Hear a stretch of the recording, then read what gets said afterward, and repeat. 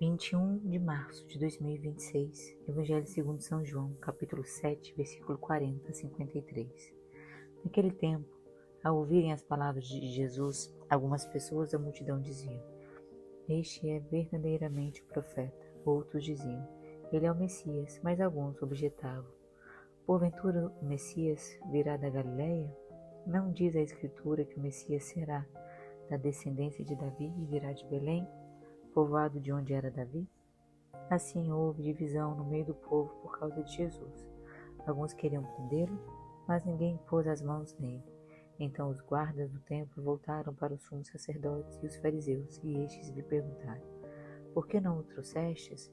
Os guardas responderam: Ninguém jamais falou como este homem. Então os fariseus disseram-lhes: Também vós nos deixastes enganar? Por acaso alguns dos chefes ou dos fariseus acreditou nele? Mas esta gente que não conhece a lei é maldita. Nicodemos, porém, um dos fariseus, aquele que se tinha encontrado com Jesus anteriormente, disse: Será que a nossa lei julga alguém antes de ouvir e saber o que ele fez? Eles responderam: Também tu és galileu porventura? Vai estudar e verás que da Galileia não surge profeta. E cada um voltou para sua casa. Vejamos agora a interpretação desta palavra viva à luz da Catena Áurea de Santo Tomás de Aquino.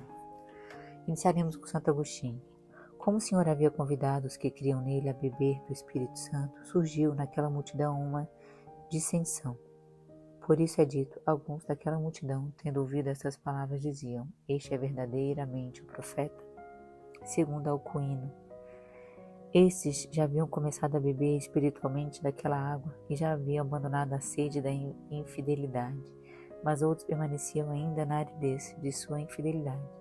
E a respeito desses acrescenta o evangelista: alguns, porém, diziam: Porventura é da Galileia que há de vir o Cristo?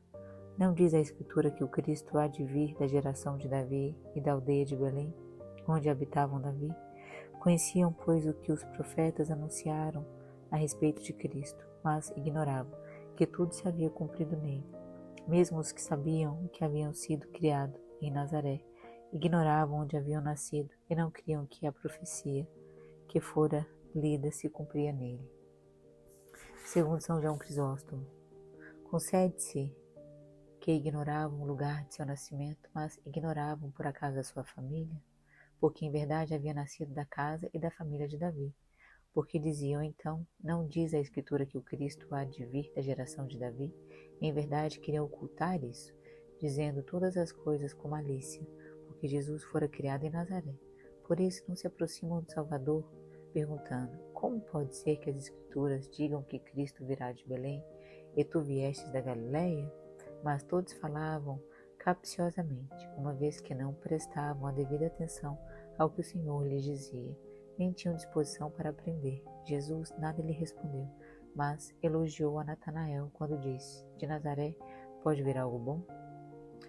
E o elogiou com o verdadeiro israelita, que buscava a verdade, instruindo com profundidade nas coisas antigas. E prossegue: Houve, portanto, dissensão entre o povo acerca dele. Segundo Teofilacto de Ócrida, não entre os príncipes, porque estes tinham uma única posição: não reconhecer como Cristo.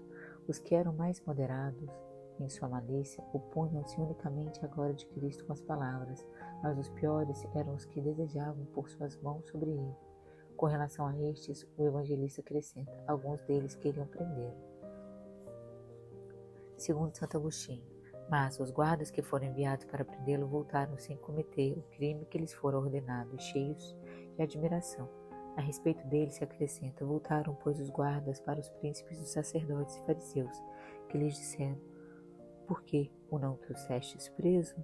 Segundo Alcuino, aqueles que não puderam deter o Salvador quando quiseram apedrejá-lo, e repreenderam agora os guardas, não por trazerem o preso.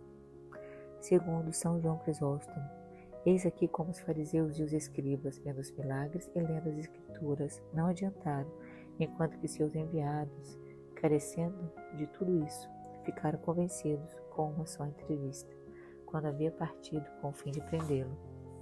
Voltaram atados de modo milagroso, e não disseram: não podemos, porque as multidões nos impediram, mas se converteram em pregadores da sabedoria de Cristo, pois segue o evangelista. Os guardas responderam: nunca homem algum falou assim. Segundo Santo Agostinho, os que não conheciam a lei acreditavam em Deus, que era aquele que havia ditado a lei, e aqueles que ensinavam a lei eram os que condenavam, de modo que se cumpre o que o Senhor dissera: eu vim a este mundo para exercer um juízo, a fim de que os que não veem vejam, e os que veem se tornem cegos. Segundo São João Crisóstomo, como é possível que sejam malditos aqueles que creem na lei, ou que lhe obedecem? Mas queria dizer: vós sois mais malditos, porque não observais a lei. Segundo Santo Agostinho, este não era incrédulo, mas pusilânime, e por isso ia de noite buscar a luz, porque queria ser iluminado, mas temia que soubesse. A nossa lei condena porventura algum homem antes de ouvir e antes de se informar sobre o que ele fez? Acreditava, pois, que se quisesse ouvi-lo, ainda que por pouco tempo, sem paciência, poderia lhes acontecer o mesmo que acontecera aos que tinha enviado para prendê-lo, o que passaram a crer. Porém, aqueles homens perversos queriam antes condenar do que ouvir. Santo Agostinho chama a nossa lei a lei de Deus, porque por Deus foi dada aos homens.